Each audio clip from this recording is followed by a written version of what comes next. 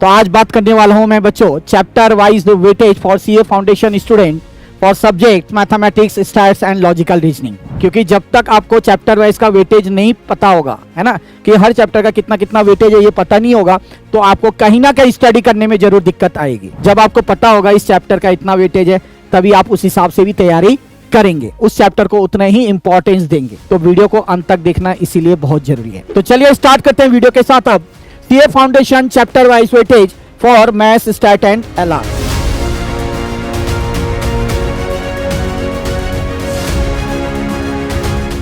बच्चों सबसे पहले मैं बात करने वाला हूं मैथ्स पोर्शन की।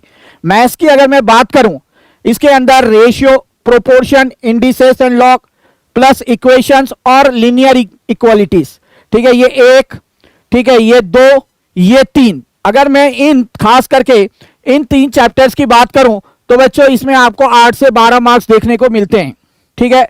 उसके बात करूं बच्चों next time value of money, सिर्फ टाइम वैल्यू ऑफ मनी के अंदर ही 12 से 16 मार्क्स आपको स्ट्रेट देखने को मिलते हैं, ठीक है। पिछले एग्जाम में भी इसके ऊपर बहुत सारे क्वेश्चंस आए थे। अब बात करता हूं बच्चों परमुटेशन एंड कॉम्बिनेशन की प्लस सीक्वेंस एंड सीरीज की। उसके बाद बात करूं सेट्स, रिलेशन एंड फंक्शंस की प्लस डिफरेंशिएशन एंड इंटीग्रेशन की। तो बच्चों 12 से 20 मार्क्स आपको इन चैप्टरों से देखने को मिलता है अगर मैं मैथ्स की बात करूं तो, है कि नहीं है। तो अगर आप यहां पे देखें टाइम वैल्यू ऑफ मनी, एक सिंगल चैप्टर 12 से 16, तो भैया इसको तो अच्छे से प्रैक्टिस करना ही करना है।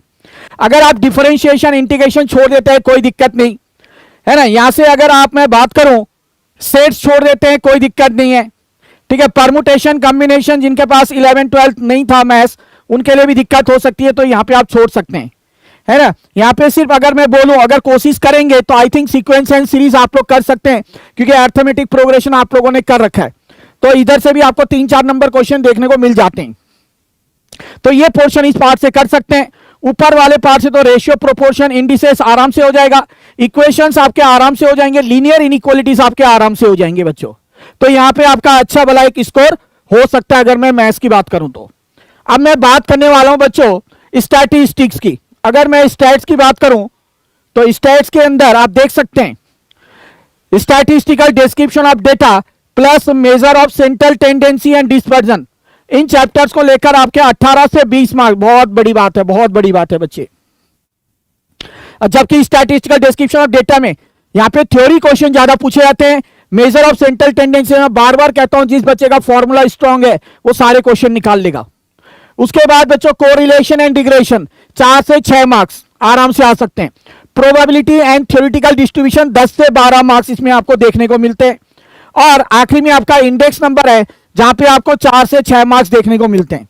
इसके अंदर अगर आपका प्रोबेबिलिटी एंड थ्योरेटिकल डिस्ट्रीब्यूशन में कहीं दिक्कत आती है तो आप उसको छोड़ सकते हैं, बाकी सारे चैप्टर्स तो आप आसानी से कर सकते हैं। इसमें ज्यादा टाइम भी नहीं लगेगा आपको और आसानी से ये चैप्टर हो भी जाएंगे आपके।